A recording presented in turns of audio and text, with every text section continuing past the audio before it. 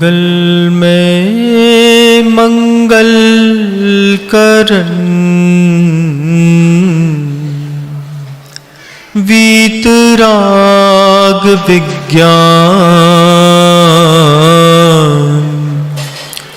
नमुताहि जाते भये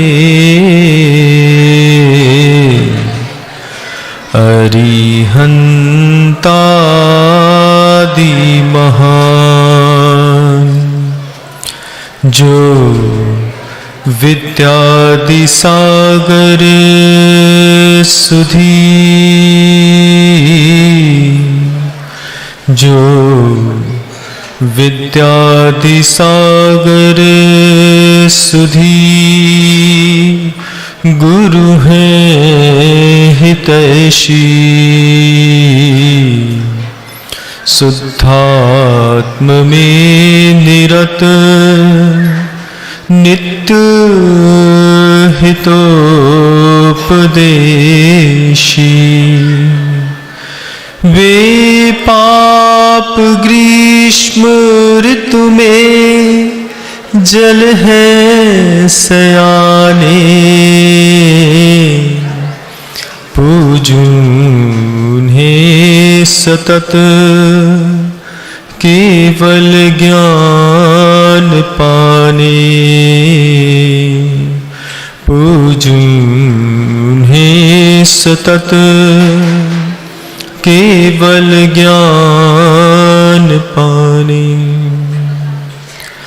अनंतानंत सिद्ध परमेष्टि भगवंतों की आचार्य भगवंत गुरुदेव श्री विद्यासागर जी मुनि महाराज की समस्त मुनि संघ की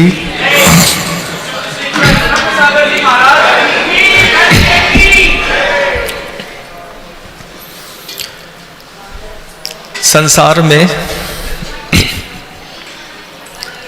प्रत्येक जीव के अंदर बहुत सारी कमियां होती हैं, बहुत सारे संघर्ष भी होते हैं और बहुत सारे कर्म के उदय भी होते हैं। तीन चीजें होती हैं बंधु, कमियां, संघर्ष और कर्म का उदय। हम सभी लोगों की जो संगी पंचेंद्री मनुष्य पर्याय में आ चुके हैं, इन सब की दृष्टि दुनिया में प्रत्येक जीव के कमी की ओर तो चली जाती है। आपने कभी किसी जीव के जीवन का संघर्ष भी देखने की कोशिश की? अंतर्मन में महसूस करिएगा बस। क्या कभी आपके ज्ञान का उपयोग किसी जीव के कर्म के उदय तक ले जाकर के आपको पहुंचाने की कोशिश आपके ज्ञान ने की? नहीं की। किसी का संघर्ष आपने देखना चाहा? नहीं देखना चाहा। लेकिन कमियां सबकी दिखाई देती। पंचम काल की बरिहारी है बंधु,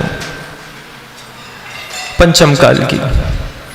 पूज्य गुरुदेव दादा गुरु ज्ञान सागर जी महाराज, उनका एक यह ऐसा अभूतपूर्व संस्मरण है जो अंदर तक भावित करता है।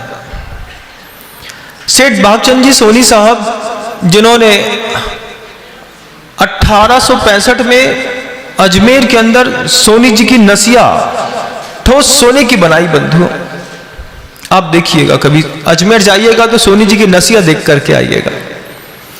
वो नसिया में के जो मुख्य अधिष्ठाता मालिक थे सेठ भागचंद जी सोनी साहब, वो दादा गुरु ज्ञान सागर जी महाराज के चरणों में बैठ करके धर्म चर्चा किया करते थे। और दादा गुरु ज्ञान सागर जी महाराज ने ये शब्द भागचंद जी सोनी से कहे थे कि भागचंद जी, संसार में इतने सारे जीव रहते हैं, जितने भी जीव हैं और किसी भी पर्याय में है और कितने भी इंद्रिय हैं, चाहे वो वनस्पति कायिक एक इंद्री हो या फिर छोटी मोटी कृमि या इल्लियां संबंधी 2 इंद्री हो, चींटी संबंधी 3 इंद्री हो, चौर इंद्री में मच्छर इत्यादि भंवरे इत्यादि देख लें, संगी पंचेंद्रियों में मनुष्य देख लें, स्त्री देख लें और नपुंसक देख लें। बोले दुनिया में जितने भी जीव हैं, दादा गुरु ज्ञान सागर जी महाराज सेठ भागचंद जी सोनी से पूछ रहे हैं कि बताओ दुनिया में जितने भी जीव हैं उनकी कमियां दिखाई देती है, ऐसा कौन सा सम्यक दृष्टि है जो उन जीवों का संघर्ष भी देखता हो? ऐसा कौन है जिसकी चिंतन शैली वहां तक लेकर के जाती हो अपने आप को कि कैसे कर्म का उदय, इस कर्म के उदय और संघर्ष की ओर दृष्टि दुनिया में अब किसी की नहीं जाती बंधुओं, सिर्फ कमियों की ओर जाती है। ये कमी है, ऐसा है, वैसा हो गया है। और उसके पीछे दादा गुरु ज्ञान सागर जी महाराज से जब सेठ भागचंद जी सोनी ने पूछा कि ऐसा क्या कारण है, ऐसी कौन सी हमारी मति मारी गई है कि हम सिर्फ कमियां देखते हैं, संघर्ष और कर्म का उदय नहीं देखते? तो दादा गुरु ज्ञान सागर जी महाराज ने जिस श्लोक के साथ उनको समझाने का प्रयास किया था, वही श्लोक आज पुनः प्रासंगिक है बंधुओं। 60-70 साल निकलने के बाद फिर उसी प्रवचन और उसी देशना की पुनः आवश्यकता मेरे हृदय में मुझे लगती है, उसी को विषय बना करके मैं आपको देने का प्रयास करता हूं। दादा गुरु ज्ञान सागर जी महाराज ने कहा कि विहाय धर्मम समशील लांछितम दयावहम भूत हितंकरम मदोद्दता अक्ष कसाय वंचता वदंत हिंसाम अपि दुख शांतये। आज जिन परिस्थितियों में हम और आप जी रहे हैं, उन परिस्थितियों में दुख की शांति के लिए एकमात्र हिंसा का उपदेश दिया जाता है। अहिंसा बंधुओं आज जिनालय में सुनने तक सीमित रह गई। प्रैक्टिकली बात बताता हूं आपको, आप लोग खुद इस चीज को अनुभव करेंगे कि मुनि महाराज साधु का जीवन तो अहिंसक है, लेकिन आप पूरी हिंसा का त्याग नहीं कर सकते। सारी हिंसाएं आप छोड़ दें, संभव नहीं है, नहीं कर सकते। वदंति हिंसाम अपि दुख शांतये, दुख की शांति के लिए आप जैसे गृहस्थों को हिंसा का उपदेश कौन देता है? कौन तुम्हें समझाता है कि हिंसा करके भी सुखी रहा जा सकता है? क्योंकि आचार्यों ने ऐसा कुछ भी नहीं कहा। दुनिया में जितने भी लोगों के शरीर में शारीरिक पीड़ाएं हैं, जितने लोगों की आंख फूटी है, पैर से चल नहीं पा रहे हैं, कैंसर हो गया है, रीढ़ की हड्डी खराब हो गई है, हीमोग्लोबिन बढ़ गया है या घट गया है, शरीर संबंधी जितनी भी असाता है और जितनी भी असाता का आज व्यक्ति, कोई भी व्यक्ति जीवन में रह करके दुख भोग रहा है, उसके पीछे का एक मात्र कारण है बंधु कि आपके जीवन में हिंसा प्रचुर मात्रा में है। मुनि महाराज के सामने बैठ करके अहिंसा परमो धर्म की नारा लगाने देने मात्र से कोई व्यक्ति अहिंसक नहीं हो जाता। यहां पर बैठ लिया महाराज के सामने, किसी ने मच्छर मारा तो 4 लोगों ने टोक दिया, देखो मच्छर मार रहे। कुछ महिलाओं के मुख से तो अरे रे कैसे हिंसा करत तुम, ऐसा कह करके आप अपने आप को सिद्ध परमेष्ठियों के समक्ष निर्दोष घोषित नहीं कर सकते। क्यों? क्योंकि आपने अपनी जीवन शैली बना ली है कि जब भी मुझे अपने दुख का शमन करना होगा, मैं सबसे पहले अहिंसा की नहीं, हिंसा की पूजा करूंगा। विश्वास ना हो तो देख लीजिए अपने ही कार्यशैली को। दादा गुरु ज्ञान सागर जी महाराज ने कहा कि भागचंद जी, अब हिंसा का युग आ गया है। 5 तरीके के युग की उन्होंने भागचंद जी सोनी को एक व्यवस्था बताई कि देखो ऐसा चल रहा है और इसके साथ जीवन संभव नहीं है, लेकिन लोग जी रहे हैं। और सबसे बड़ी बात कि अहिंसक समाज में पैदा होने के बाद लोग इस तरीके की क्रिया करते हैं। क्या करते हैं? तो दादा गुरु ज्ञान सागर जी महाराज कहते हैं हिंसा का युग है। भागचंद जी सोनी हाथ जोड़ करके अपने पूरे, उस समय की वेशभूषाएं कुछ अलग हुआ करती थी बंधु, आज तो कोट पैंट आ गया, उस समय तो बड़ी सोने की एक छड़ी थी उनके हाथ में, बड़ी कलफ की हुई धोती थी, अच्छा कोट और सिर में पगड़ी हुआ करती थी। और भागचंद जी सोनी ऐसे इस तरीके से सोनी जी की नसिया के अंदर दादा गुरु ज्ञान सागर जी महाराज से संबोधन को प्राप्त हो रहे हैं। दादा ज्ञान सागर जी महाराज कहते हैं हिंसा का युग आ गया, बात बात पे हिंसा। कैसी हिंसा? जिसके बिना आप रह सकते हैं लेकिन आप करते हैं। होटल में आप गए और होटल के अंदर जाकर के जैसे ही आप फ्रेश होने के लिए किसी टॉयलेट पे गए, लौट करके आए तो बेसिन में आपके लिए एक साबुन टंगा था। साबुन क्या टंगा था? था तो साबुन लेकिन मछली के आकार का था। और जितने लोग आ रहे हैं वो सारे के सारे लोग मछली के आकार के साबुन को घिस रहे हैं, मछली घिस रहे हैं, और धीरे धीरे वो मछली खत्म होती चली जा रही है। जितने लोग उसमें हाथ लगा रहे हैं बंधुओं, सारे के सारे लोगों को एक मछली की हत्या का दोष लगता चला जा रहा है, प्रत्येक व्यक्ति को। लेकिन हम उसको घिस रहे हैं, उससे हाथ धो रहे हैं, खुशबू अच्छी आ रही है तो दोबारा धो रहे हैं, दोबारा कभी आपने कभी घिसते घिसते कभी मछली की स्किन घिसी, कभी अंदर की चमड़ी तक गए, कभी आंत तक पहुंच गए, अंतिम स्थान तक जब तक वह साबुन खत्म नहीं होता लोगों ने घिस करके एक मछली, वो भी तदाकार स्थापना में अचेतन द्रव्य को टांग करके कोई चला गया, आपको देखने में अच्छा लग रहा है, आप उसको घिस रहे हैं, कैसे बताएं कि एक मछली की हत्या का दोष लग रहा है। संसार हिंसा के युग से चल रहा है बंधु। हिंसा का युग ऐसा चल रहा है कि जब आप बड़े बड़े रिसेप्शन देखते हैं, उन रिसेप्शनों में सबसे बेहतरीन काउंटर होता है सलाद का, जहां पर सबसे पहले बहुत सारी महंगी कटलरी रखी होती है और उसके साथ सलाद का बहुत बड़ा सिस्टम रहता है बंधु। जमाने में कैसा बुद्धि ने चोट मारी है दिमाग में कि उस सलाद में हंस बना दिए जाते हैं, सलाद में पूरी मछली बना दी जाती है, कई बार सलाद में मोर बना दिया जाता है और ऐसा दिखता है कि बिल्कुल ओरिजिनल ही रखा हुआ है। शेप में आइसक्रीम भी कई बार जो होती है वो ऐसे ही किसी जानवरों की शेप की होती है। हम कोट पैंट पहन करके, बड़ी कंपनी का डीओ लगा करके, पॉलिश किए हुए जूते पहन करके जाते हैं, बड़ी स्टैंडर्ड और स्टाइल के साथ एक प्लेट उठाते हैं और उसके साथ उस सलाद को पहले गौर से चारों तरफ देख करके आनंदित होते हैं। फिर जिसकी जैसी हिंसा की शक्ति और परिणाम होते हैं, कोई उसकी चोंच निकालता है, कोई उसकी आंख निकालता है, कोई उसके पेट से सलाद के पीस में ककड़ी निकालता है, कोई टमाटर निकालता है, कोई कुछ निकालता है। बनाने वाले ने बना दिया लेकिन निकालने वाले हिंसा के दोषी माने जाते हैं। विश्वास ना हो तो यशोधर चरित्र और आटे के मुर्गे की कहानी देख लीजिएगा बंधु, कि संकल्पित आटे में मुर्गे की धारणा करके जो उन्होंने बलि दी, उसका दुष्परिणाम उन्होंने कितनी पर्याय में भोगा है।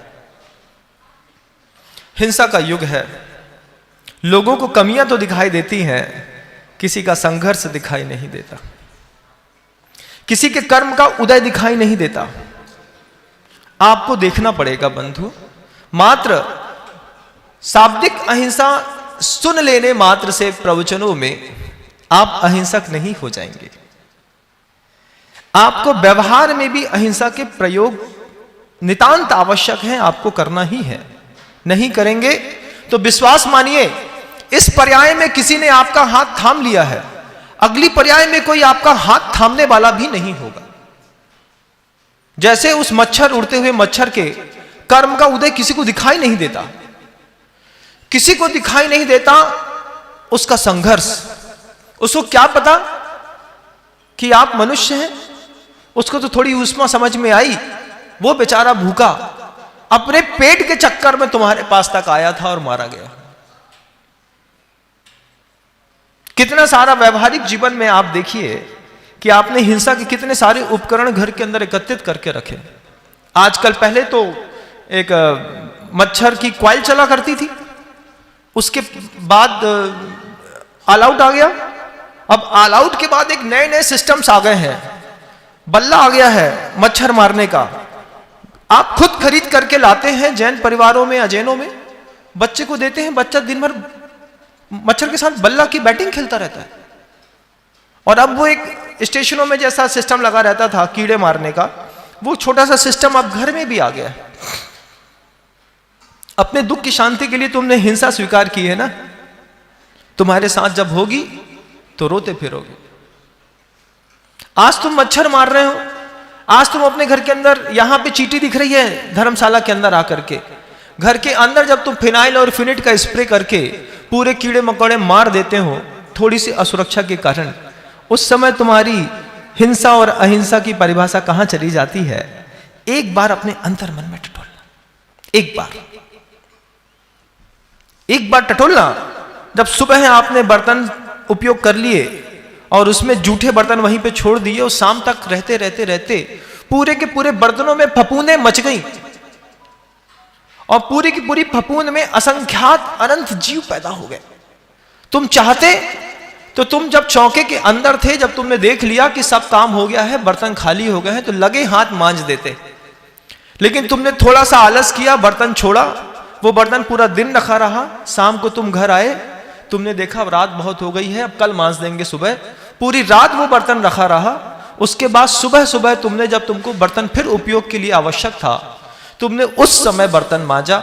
उस समय अनंत जीव राशि तुम्हारी उस जूठन में इकट्ठी हो गई। तुम्हारी वहां पे दृष्टि नहीं गई। लेकिन हमारी आलस है महाराज। वदंत हिंसाम अपि दुख शांत है। थोड़ा सा पाउडर लगाएंगे, अच्छा साफ कर देंगे। साफ तो तुम बहुत अच्छा कर दोगे, लेकिन तुम उस जीव राशि जो वहां पर पैदा हुई है, उसके कर्म का उदय और संघर्ष भी एक बार देख लेना। कोई वैश्या वृत्ति करने के लिए कोई बेटी, कोई बहन वैश्यालय में पहुंच गई है, वो अपनी मर्जी से नहीं गई होगी बंधु। कोई भी संतान पैदा होती है इस दुनिया में तो वैश्या बनने के लिए पैदा नहीं होती। दुनिया में कोई भी संतान, कोई भी बेटी कभी ये सोच करके पैदा नहीं होती, कि कोई मां पैदा नहीं करती कि इसको वैश्या बनाऊंगी। लेकिन जब आप जैसे संपन्न परिवार के लोग किसी रेड लाइट एरिया में जाते हैं और किसी बहन जो किसी और की होगी, किसी और की बेटी होगी, उसके साथ आप संबंध स्थापित करने की कोशिश करते हैं, उस समय आप एक बार चिंतन करिएगा उसके जीवन के संघर्ष का।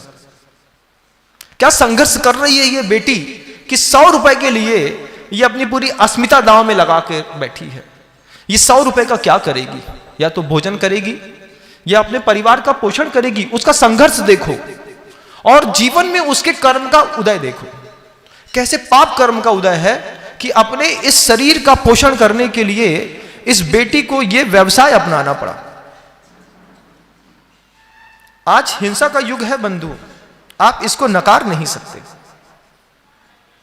और आप अपने आप को टटोलिए, बस अपने अंतर मन को टटोलो कि आज शाम को तुम जहां जाने का विचार कर रहे हो या फिर तुम जाओगे, चाहे वो बियर बार हो, चाहे किसी वैश्यालय हो, वहां पर जाकर के तुम देखना उस बेटी के जीवन का संघर्ष, उस बेटी के जीवन का कर्म का उदय देखना। बेटो, ये मत देखना कि उसमें कमी क्या है, कैसे मुस्कुराती है, कैसे हाव भाव दिखाती है, वो उसकी मजबूरी है। उसके पीछे उसकी 2 चीजें और हैं, संघर्ष और कर्म का उदय। आपको दिखाई नहीं देगा, क्योंकि आचार्य ने कहा है मदोद्दता अक्ष कसाय वंचिता। वो मद से उद्यत है, उसकी वो मदांध है। जो वैश्यालय में जाने वाला व्यक्ति है, जिसके जेब में पैसे की गर्मी है, वो अपनी 5 इंद्रियां और कसाय के कारण लूट लिया गया है। मदोद्दता अक्ष कसाय वंचिता वदंत हिंसाम अपि दुख शांतये। दुख की शांति के लिए वो हिंसा का सहारा ले रहा है और सुबह आकर के उदक चंदन तंदुल पुष्प कई करते हुए भगवान आदिनाथ का अभिषेक भी करता है। शाम को मदिरालय में जाकर के जब शराब की बोतल उठा करके 2.5 पैक पीने की कोशिश करते हैं जैन समाज के बच्चे, उस समय उनको वहां पे क्या हो जाता है कि वहां पर उनको उस पैमाने के अंदर रखे हुए अनंत जीवों में उनके कर्म का उदय और संघर्ष दिखाई नहीं देता, सिर्फ अपना शौक दिखाई देता है। उनका संघर्ष देखिएगा बंधु, क्योंकि जिस जैन समाज में पैदा होने के बाद अगर आपकी दृष्टि किसी भी जीव के जीवन में संघर्ष और कर्म के उदय के ऊपर नहीं गई, आप जैन हो नहीं सकते। क्योंकि जैन तो वही है जो दूसरों के जीवन का संघर्ष और कर्म का उदय देखने की कला सीख जाता है। हो सकता है आपने इससे पहले इन 2 शब्दों पे कभी विचार न किया हो सकता है कभी किसी सद्गुरु के माध्यम से आपको कभी किसी दूसरे के जीवन के संघर्ष और कर्म के उदय को देखने की बात ना बताई गई हो, लेकिन आज जब आप इस बात को सुन रहे हैं, आज के बाद देखिएगा उस चींटी का संघर्ष देखिएगा जो पेट भरने के लिए बियाबान जंगलों में भी और भरे ट्रैफिक की रोड में भी निकलती है। उसको यह नहीं पता कि मेरे ऊपर से ट्रक चढ़ाया जाने वाला है, कि कोई मुझे कुचलने वाला है। उसको तो सिर्फ पेट भरना है। उस जीव का संघर्ष देखो और देखते देखते उसके कर्म का उदय देखो, कमी मत देखो। कमियां देखने के लिए अनंत पर्याय हैं। नारकियों का संघर्ष देखो, देवताओं का संघर्ष देखो। मनुष्य पर्याय में आपके जो साधर्मी हैं, जिनको आप बहुत ज्यादा मायाचारी और कुटिल समझते हैं, क्योंकि आपकी बुद्धि ऐसी है, आप दूसरों को भी वैसा ही समझते हैं, उनके जीवन का भी संघर्ष देखो बंधुओं। ये संघर्ष और कर्म का उदय, प्रत्येक जीव इस जीवन में ग्रसित है इस चीजों से। हमको सिर्फ कमियां दिखाई देती, किसी का संघर्ष भी देखने की कोशिश करना। आप निश्चित रूप से संसार की हिंसा खत्म नहीं कर सकते। इतने बड़े बड़े स्लॉटर हाउस हैं जिनमें बड़ी बड़ी गायें मारी जाती हैं, भैंस मारा जाता है, बड़े बड़े पाड़े मार दिए जाते हैं। छोटे छोटे पाड़ों को आपने देखा होगा, रास्ते में जब आप कभी भी टूर पे जाते हैं तो कोई ग्वाला करीब 300 पाड़ों का एक ट्रिप, 200 पाड़ों का एक खिरका लेकर के और चलते चले जाते हैं हजारों किलोमीटर।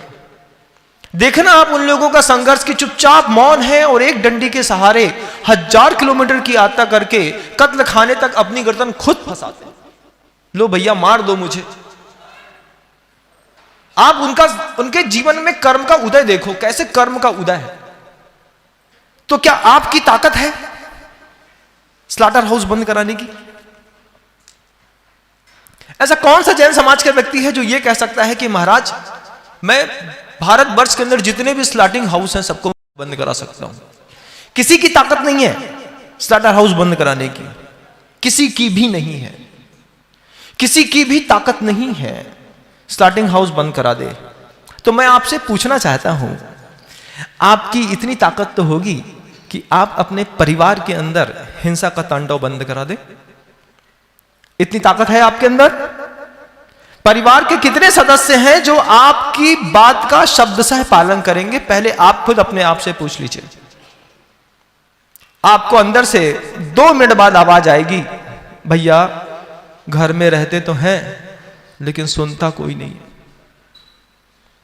सुनता कोई नहीं है तो फिर ना आप बाहर का कत्लखाना बंद करा सकते हैं, ना आप अपने परिवार में होने वाली हिंसा बंद करा सकते हैं, लेकिन आप अपने द्वारा की जाने वाली हिंसा में जरूर विराम लगा सकते हैं। बंधु, मैं अपने परिवार को नहीं सुधार पाऊंगा, मैं इतनी ताकत नहीं है कि मैं कत्लखाना बंद करा दूं, लेकिन इतनी ताकत तो है कि मैं संकल्प ले लूं कि मैं हिंसा नहीं करूंगा।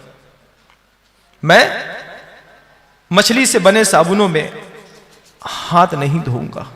आप अकेला अपने खुद का उद्धार कर सकते हैं। देखो कितनी ताकत है तुम्हारी, तुम खुद देख लो। जब घरों के अंदरों में वे चक्कियां रखी रहती हैं, जो बड़ी बड़ी चक्कियां जैसे बाजारों में रहती हैं, आपने देखा होगा, उसी का नैनो साइज घर के अंदर भी रहता है। उसमें 2 छेद रहते हैं, एक ऊपर से डालता है जिसमें गेहूं जाता है, नीचे से गेहूं निकलता है। एक परंपरा चलती थी पहले कि पूरी चक्की का काम करने के बाद घर की मां बहनें एक एक आटे के दाने को उससे निकालती थी, साफ करती थी। साफ करने के बाद चक्की के दोनों मुहानों पर, जहां पर से गेहूं जाता है और जहां से गेहूं निकलता है, वहां पर ठूस करके कपड़ा भर दिया जाता था। ठूस के, क्यों भैया? कपड़ा नहीं भरेंगे तो इस आटे की गंध से चूहिया चली जाएगी। उस चक्की के अंदर आटे की गंध से छिपकली चली जाएगी, उसके अंदर चींटी चली जाएंगी, चींटा चले जाएंगे, कॉकरोच चले जाएंगे। नहीं नहीं, हमारे घर में तो बड़ा स्टैंडर्ड है, हमारे घर में तो चींटी दिखती नहीं, छिपकली है नहीं महाराज, चूहिया हो नहीं सकती। आज कह रहा हूं, अभी अपने घर की चक्की खोल करके देख लेना, एक न एक चूहा मरा पड़ा होगा अंदर, उसी के ऊपर आटा पीसते हो तुम लोग। कारण क्या है कि जब मुनि महाराज तुम्हारे नगर में आते हैं तब तुम्हारी चेतना जागृत होती है इस बात के लिए, भैया चक्की साफ करो। महाराज आ गए।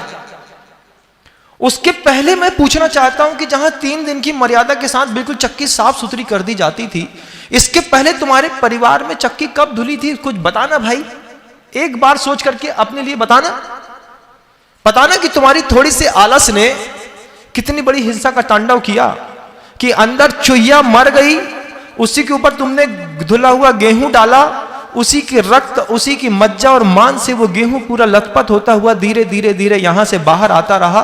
तुम उसमें रोटी बनाते रहे, अपने पति को खिलाते रहे, और पति की, पत्नी की, परिवार की आयु धीरे धीरे कम होती रही। वदन्ति हिंसाम अपि दुख शांति। दुख की शांति के लिए किस तरीके की हिंसा का तुमने वातावरण बना लिया।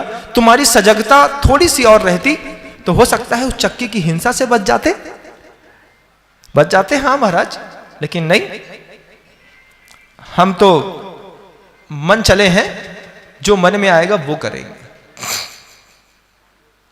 हम तो मन चले हैं, हमारे पास पैसा है, समृद्धि है, लेकिन विवेक नहीं है बंधु। उस चक्की के अंदर जो चूहिया पहुंच गई है, छिपकली पहुंच गई है, चींटी पहुंच गई है, चींटा पहुंच गया है, उसके जीवन का कर्म का उदय देखना। उसको नहीं पता कि हम चक्की की वो 2 पार्ट के बीच में खड़े हैं, जहां अगर एक बार गलती से भी उसने स्विच ऑफ ऑन कर दिया तो मेरे शरीर के टुकड़े टुकड़े हो जाएंगे। लेकिन उसके बाद भी वो सिर्फ अपना पेट भरने के लिए वहां तक पहुंचा है, सोने और आराम करने के लिए वहां नहीं गया। लेकिन तुम जब मांसाहारी होटलों में चले जाते हो तो तुम क्या वहां पर पेट भरने के लिए जाते हो? वेजिटेरियन और नॉन वेजिटेरियन होटल्स में जहां कंबाइंड रहता है, वहां पर जाकर के वेज थाली लगवा करके जब आप खाते हैं तो आपकी आत्मा कहीं से कहीं तक कचोटती नहीं है आपको कि महाराज नॉन वेज होटल में वेज भोजन नहीं करेंगे? इसका संकल्प लेने में आपको क्या आपत्ति है? आप मांसाहार नहीं खाते, मैं मानता हूं, लेकिन आप मांसाहारी होटलों में खाते हैं, आपको शर्म क्यों नहीं आती? क्यों नहीं आती बताओ मुझे, मैं जानना चाहता हूं। मैं जानना चाहता हूं कि जब जैन समाज का कोई बच्चा वैश्यालय में जाता है तो उसकी दृष्टि वो सामने खड़ी हुई बहन के कर्म के उदय और संघर्ष के ऊपर क्यों नहीं जाती? तुम किसके द्वारा लूटे गए हो? तुम मुझे बताओ, कौन है तुम्हारा गुरु? कौन तुमको सिखाता है ये पाप करने की कला? कहां से सीख करके आए तुम? किसने सिखा दिया? यहां तो सुबह आकर के अहिंसा परमो धर्म उदक चंदन तंदुल पुष्प पे सीख रहे। ये रात में तुम्हारे अंदर का रावण कैसे जागृत हो जाता है? कैसे तुमको किसी सीता का अपहरण करने की भावना पैदा होने लगती है? युग हिंसा का है बंधु, ध्यान रखिएगा। शर्म बिल्कुल भी नहीं आती जब लगे कि टाइम थोड़ा सा बढ़ गया है तो एबॉर्शन की गोली खाने में कोई शर्म नहीं आती। अरे महाराज अब गलती हो गई, आपने तो कह दिया।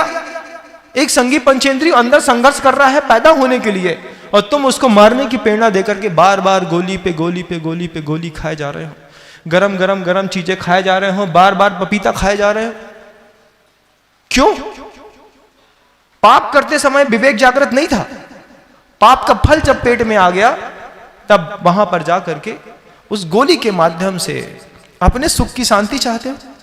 वदन्ति हिंसाम अपि दुख शांत है। अपने सुख के लिए किसी और को मारने का तुमको अधिकार किसने दिया था? किसने कहा था तुमसे कि ये गोली खा करके तुम अपने पेट का बच्चा गिरा देना? किसने कहा था कि हॉस्पिटल में जाकर के पीछे के दरवाजे से डीएनसी करा करके वापस चले आना? कहां से सीख के आए तुम लोग? किसने सिखाया?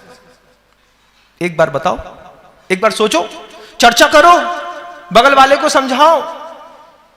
पाप का फल आ गया है तो पश्चाताप कर लो, प्रायश्चित कर लो, लेकिन उसको मारने की कोशिश मत करो। एक बार, दो बार, तीन बार, कितनी बार? 8 बार जैन समाज के होकर के। अहिंसा का युग है कि हिंसा का है? प्रेरणा कौन है देता है तुमको पाप करने की? कौन प्रेरणा देता है तुमको वैशाल्य जाने की? कौन प्रेरणा देता है तुमको अभक्ष खाने की? कौन प्रेरणा देता है तुमको अंडे खाने के लिए? किसने कहा था? नहीं महाराज, हम अंडा नहीं खाते।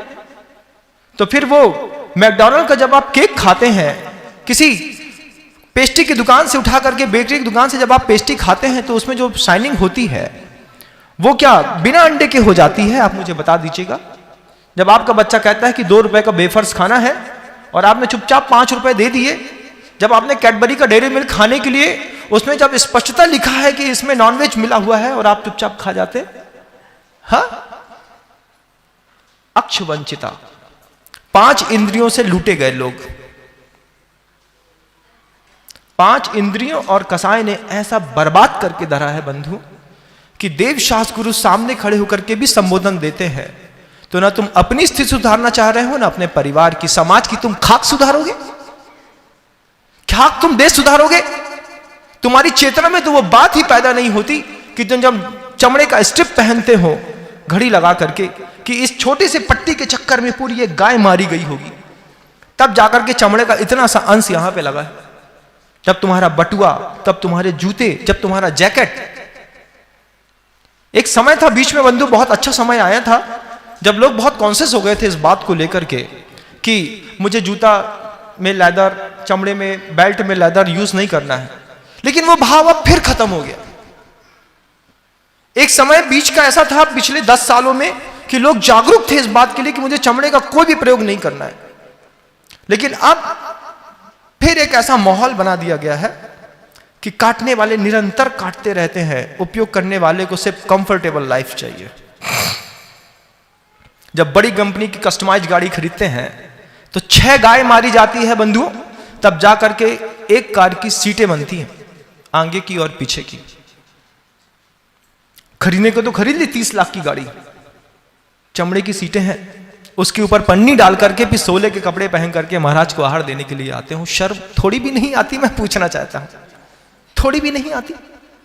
थोड़ा नहीं लगता कि सोले के कपड़े पहन लिए हैं तो जिनाले तक पैदल ही चला जाता हूं? जानते तो सब हो, ऐसा नहीं कि कुछ पता नहीं है, पता तो सब है, लेकिन मानसिकता कैसी हो गई है?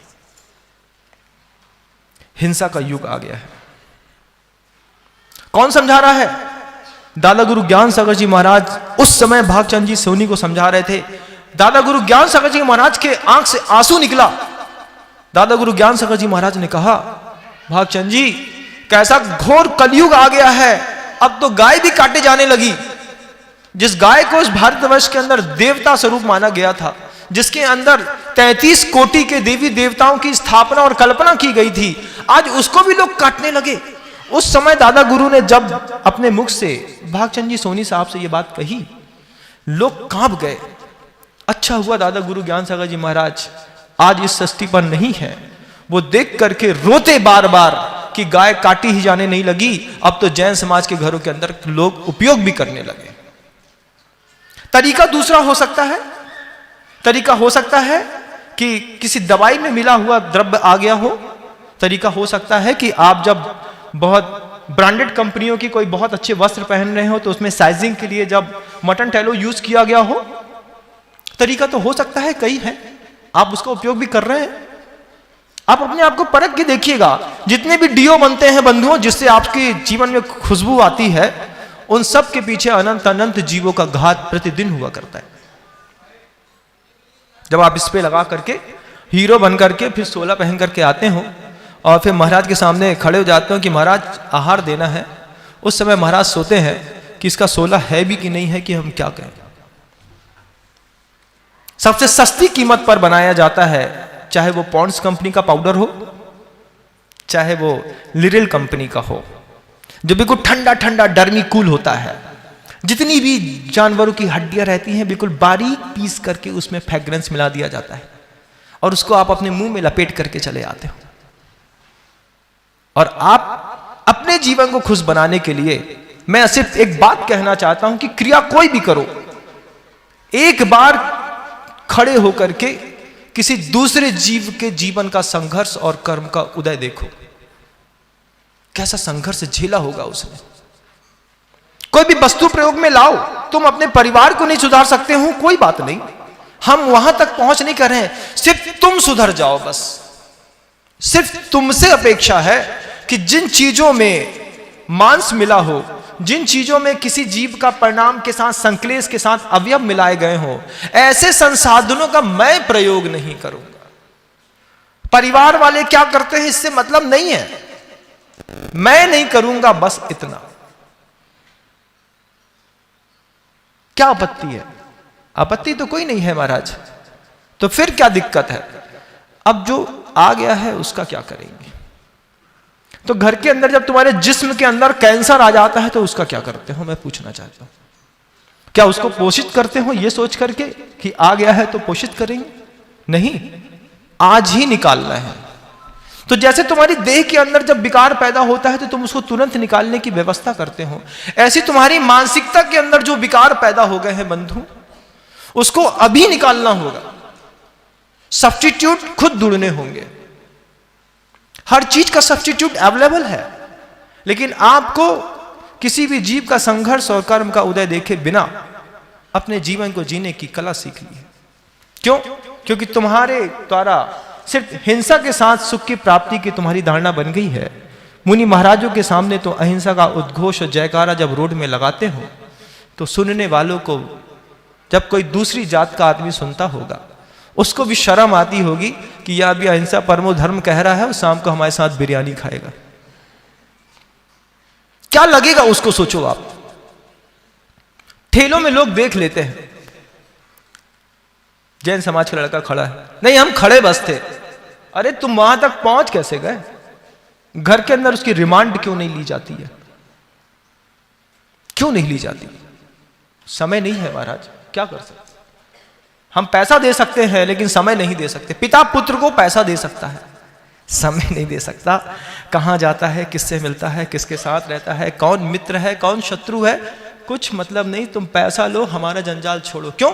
आपकी पूरी शक्ति पैसा कमाने में लगी है और आपके पुत्र की शक्ति आपके पैसे के माध्यम से पाप का नाम कमाने में लगी। दोनों अपने अपने काम में मशगूल हो गए हैं बंधु। हिंसा का युग चल रहा है, क्लेश का युग चल रहा है। क्लेश कैसा युग चल रहा है? किसी के साथ भी घर के अंदर रहो, किसी को भरोसा नहीं है कब इज्जत उतार दे, किसी को भरोसा नहीं है। परिवार वालों के साथ रहते हो, हंसते हो, मित्रों के साथ हंसते हो, बतियाते हो, अचानक आपके मजाक के ऊपर जब वो बड़े बड़े मंत्र पढ़ने लगता है तब आपको कैसा लगता है? अरे मजाक किया था इसने तो इज्जत ही उतार दी सबके सामने। क्लेश का युग चल रहा है, वहीं की संतानें यहां आ जाती हैं। यहां पर मुनि बनने के बाद भी इसी बात का भय लगता है कि बगल वाला कब इज्जत ना उतार दे। क्यों?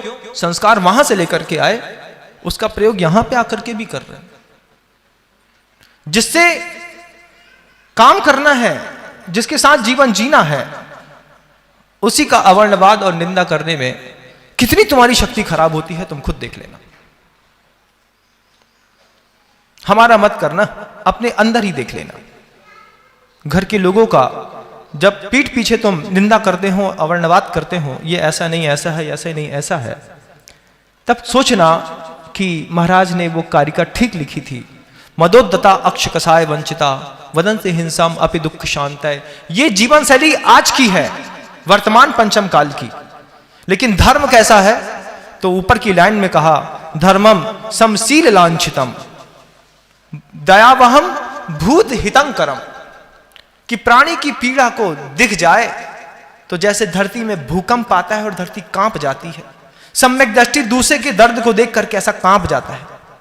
तुमको पीड़ा है, मेरे पास सामर्थ्य है, अब जब तक मैं तुम्हारी पीड़ा दूर नहीं कर दूंगा तब तक मैं तुम्हारे पीछे लगूंगा।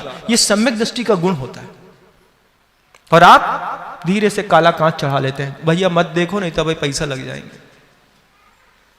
तुमको अगली पर्याय में कौन संभालेगा तुम बताओ एक बार।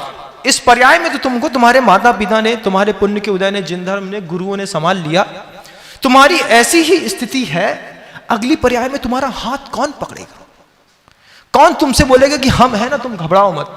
आज गुरु हैं, घर के अंदर आए हैं, बैठे हैं, समझाते हैं, बात समझ में नहीं आती। तो जब नरक में चले जाओगे तब कौन सब पकड़ेगा तुम्हारा हाथ?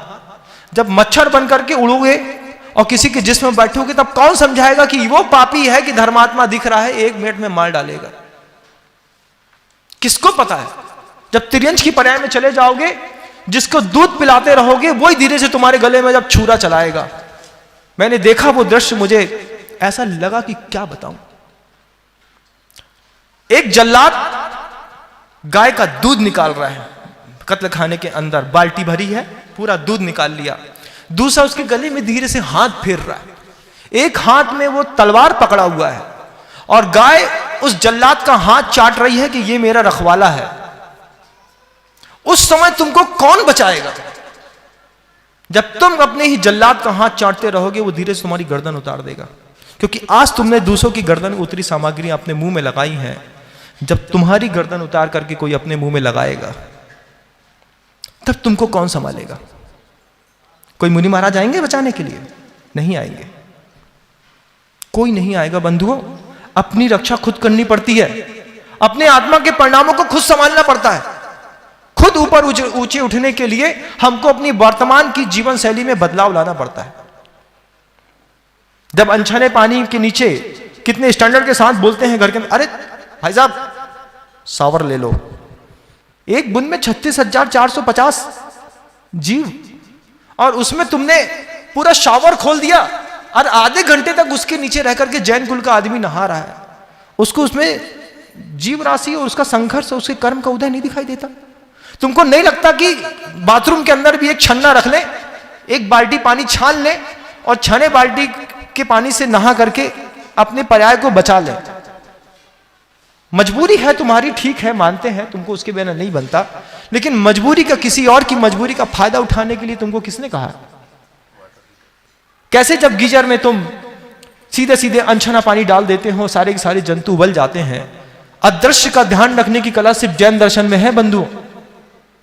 सिर्फ एक मात्र जैन दर्शन में वो ताकत है कि जो दिखाई नहीं देता, वहां पर भी जीव की कल्पना करके तुमने उसकी भी रक्षा करने के पुरुषार्थ का बीड़ा उठाया था। तुमने संकल्प किया था इस बात का कि हम जैन हैं, हम अदृश्य का भी ध्यान रखेंगे। आज वो अदृश्य का ध्यान तुम कहां रखते हो? एक बार अपने अंतर्मन में टटोलो।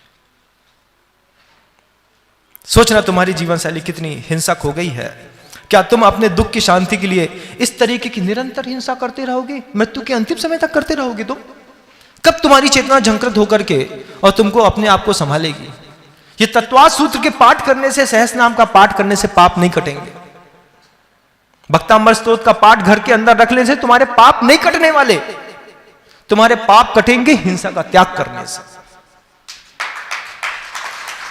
बात ताली बजाने की नहीं, बात अंतर में समझ जाने की है कि अगर तुम ये सोचते हो कि मैं सब करूंगा उसके बाद मंदिर जाऊंगा तो मेरा सब न्यूट्रल हो जाएगा, कोई कार्मिक अकाउंट न्यूट्रल होने वाला नहीं है। सबका फल भोगना पड़ेगा, सजा मिलेगी, बरोबर मिलेगी और भोगनी भी पड़ेगी।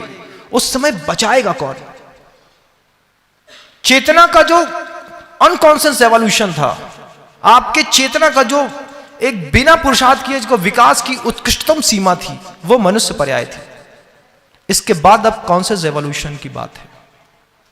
इसके बाद आपको चेतनात्मक विकास की प्रक्रिया की ओर अपने आप को लेकर के जानना पड़ेगा कि मैं बुद्धिपूर्वक अब विकास करूंगा, क्योंकि ये एक्सट्रीम है। इसके बाद सिर्फ पतन होता है। या तो तुम मच्छर बनोगे, मक्खी बनोगे, त्रियंश बनोगे, नारकी बनोगे, इन्हीं गतियों में जाना है तुमको। ऊपर की और अच्छी पर्याय की बात भूल जाओ, क्योंकि बिना पुरुषार्थ किए जो सबसे अच्छा मिल सकता था वो यही था कि मनुष्य पर्याय के साथ जिन कुल। इसके बाद अब आंख बंद करके जीवन जीने का परिणाम जब मिलेगा तो अपनी ही घर की नाली में जब कीड़े बन के बिलबिलाओगे और खुद का बच्चा जब उसके ऊपर फिनाइल डालेगा, बिना तुम्हारे संघर्ष और कर्म का उदय देखते हुए जब कोई मेढक तुम्हारी छाती में चढ़ेगा तुम उसको मसल दोगे, तब तुम्हें समझ में आएगा कर्म का कैसे चोट मार रहे हैं। आज वक्त है, वक्त रहते पूरी दुनिया समझ जाए इस बात को, नहीं तो जो बम के गोले वहां गिराए जा रहे हैं वो तुम्हारे घर में कब गिर जाएंगे पता नहीं चलेगा। क्योंकि तुम भी तो गिराते हो रोज नाली में थोड़ा थोड़ा फिनाइल, अच्छी खुशबू आनी चाहिए, कुछ ऐसा तुम भी तो करते हो कि दूसरा मरता है तो कोई दूसरा भी ऐसा करेगा कि तुम भी एक दिन तड़प तड़प के मरोगे। उस दिन के लिए अपनी परिस्थितियां मत बनाओ बंधु, बिल्कुल मत बनाओ। ये जीवन मिला है और तुमको विवेक मिला है। सबसे बड़ी बात, ऐसे सद्गुरु मिले हैं जो तुमसे तुम्हारा व्यक्तिगत कुछ भी नहीं चाहते हो, तुमको देने के लिए आए। देशना का लाभ लो, अपनी जीवन शैली में अहिंसा स्वीकार कर लो, बहुत बड़ी बात हो जाएगी। परिवार की चिंता मत करना, ये चिंता मत करना कि गौशाला कौन चलाएगा, स्लॉटिंग हाउस कौन बंद करेगा। उसके लिए कोई ना कोई अवतारी पुरुष प्रत्येक युग में अवतार लेते रहते हैं। पूज्य गुरुवर को आप देखिएगा, जब उन्होंने ये कारिका पढ़ी कि धर्म की परिभाषा क्या है, दया वहम भूत हितं करम, कि प्राणियों का हित करने वाला है, उन्होंने संकल्प किया। किसको पड़ी थी? मांस निर्यात बंद कराने की। तो क्या तुम्हारी क्षेत्र में कभी ये विचार भी आया कि कभी मांस निर्यात बंद कराना चाहिए? कभी नहीं आया। उनकी चेतना में आया, उनकी चेतना में आया तो आज उनके आशीर्वाद से 10,000 टन से ऊपर का मांस निर्यात जो एक महीने के अंदर होता था उसमें बैन लगाया। हर साल की कम से कम 5 लाख से ऊपर गाय मात्र उनके उस विचार से बचने लगी। और सहयोग आपका था, मानता, आप लड़े, आपने किया, लेकिन विचार कहां पैदा होता है? आपके पास नहीं। गौशाला खोलने का विचार भी उनके दिमाग में आया। तुम पता नहीं कैसा गंदा खाते हो तो शांति धारा खोलने का विचार भी उन्हीं के दिमाग में आया। उन्हीं के दिमाग में तुम्हारे जीवन की रक्षा करने के लिए भाग्योदय खोलने का विचार आया। तुम्हारे बच्चों को गढ़ने के लिए उन्हीं ने दया के लिए ही तो प्रतिभा स्थली खोली है बंधु। सब तुम्हारे लिए, एक संत तुम्हारे जीवन को बचाने के लिए चौमुखी चिंता कर रहा है। तुम अपना जीवन बचाने के लिए क्या कर रहे हो? तुम समीक्षा करते हो इस बात की कि प्रतिभा स्थली में हिंदी पढ़ाई जाती है। अरे समीक्षा नहीं करो, तुम संघर्ष देखो कि दुनिया से बचा करके कैसे वो उसकी स्थापना कर रहे हैं। तुम्हारे पास शक्ति है, सामर्थ्य है, धन है, तुम उसके बाद भी नहीं देना चाहते हो। उसके बाद भी विकास का एक भी कार्यक्रम नहीं रुका गुरुदेव का। जितनी तुम्हारी ताकत थी, जितने तुम्हारे पुण्य की वजह से तुम्हारे घर के अंदर संपदा आई थी, तुम में उसने दान कितना दिया? सिर्फ इतना सा दिया जिससे ना हमको फर्क पड़े ना किसी और को। उसके बाद भी गुरुओं ने तुमको ज्यादा कुछ नहीं कहा, तुमसे अपेक्षा भी नहीं रखी, बस यही दया करते रहे, चलो जितना दिया तो दिया, लेकिन ये और देता तो सृष्टि कितनी और सुंदर कर देते हम।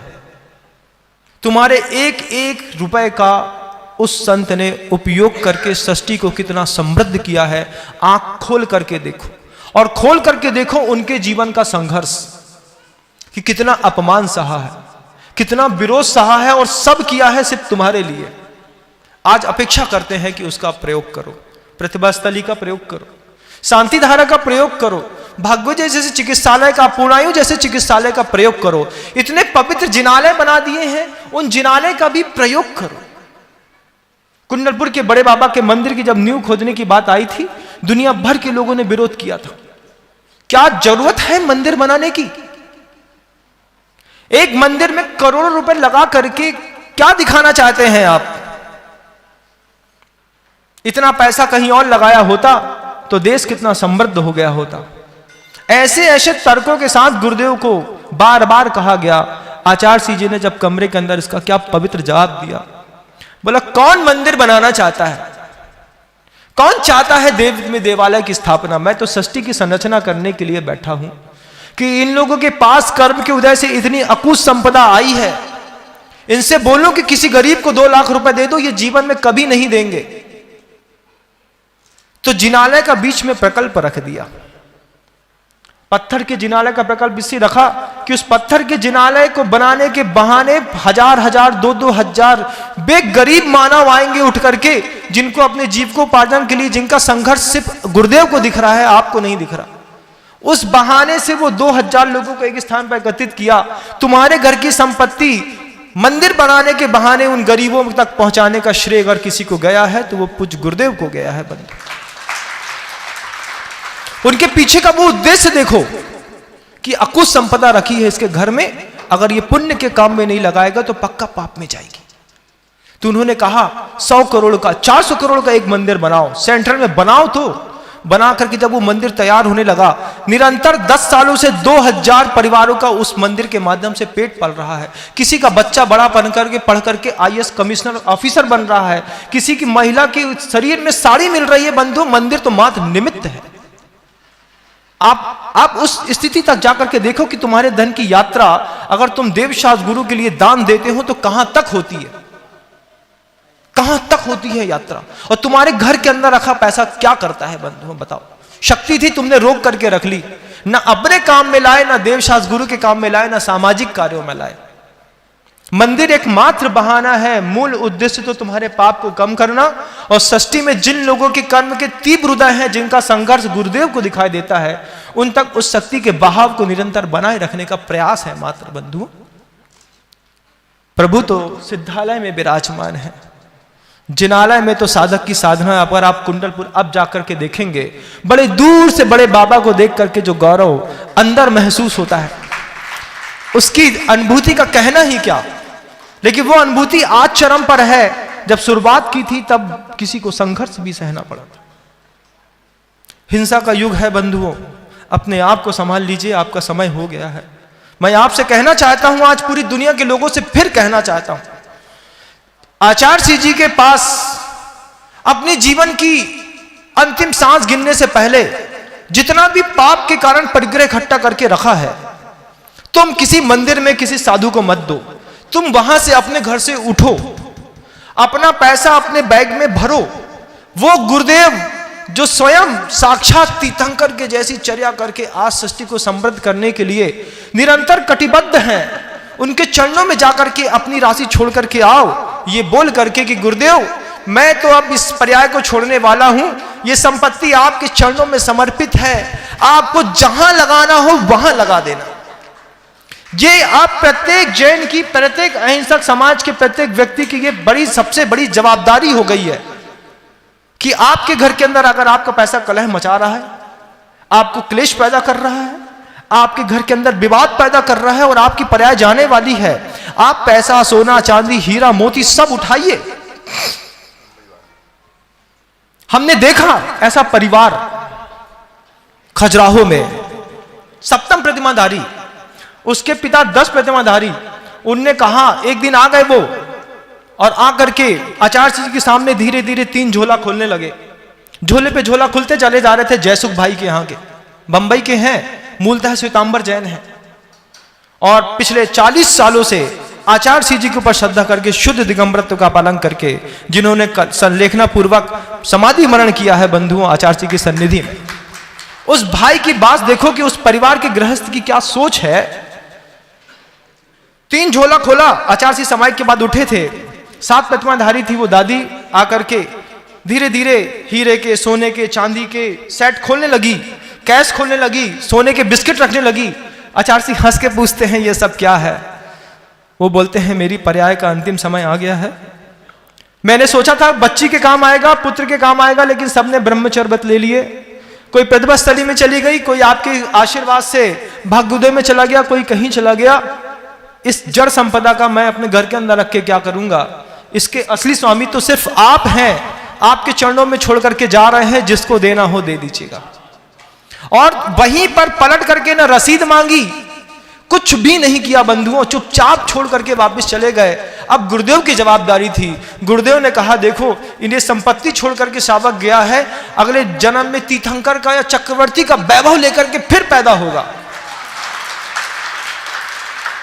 आपसे भी कहना चाहता हूं, जैसे उस श्रावक ने कर दिया, ऐसे आपका भी कर्तव्य है। आपको लगता है कि यहां नहीं, यहां नहीं, यहां नहीं, तो एक स्थान तो ऐसा है जो आपके पूरे भरोसे का है।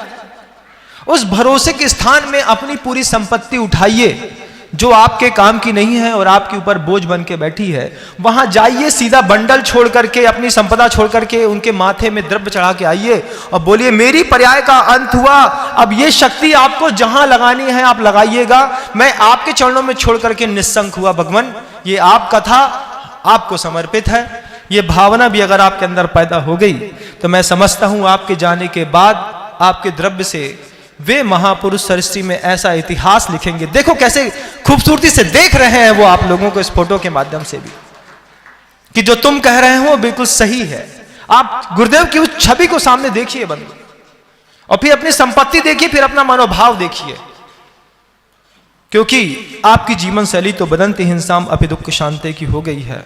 मैं चाहता हूं कि इस पर्याय का अंत होने से पहले आप अपने परिणामों को संभाल करके परिग्रह का त्याग करने के साथ साथ ही आप अहिंसक होकर के इस पर्याय को छोड़ें। इन्हीं भावनाओं के साथ, अहिंसा परम धर्म की। भगवंत गुरुदेव श्री विद्यासागर जी मुनि महाराज। उन आचार्य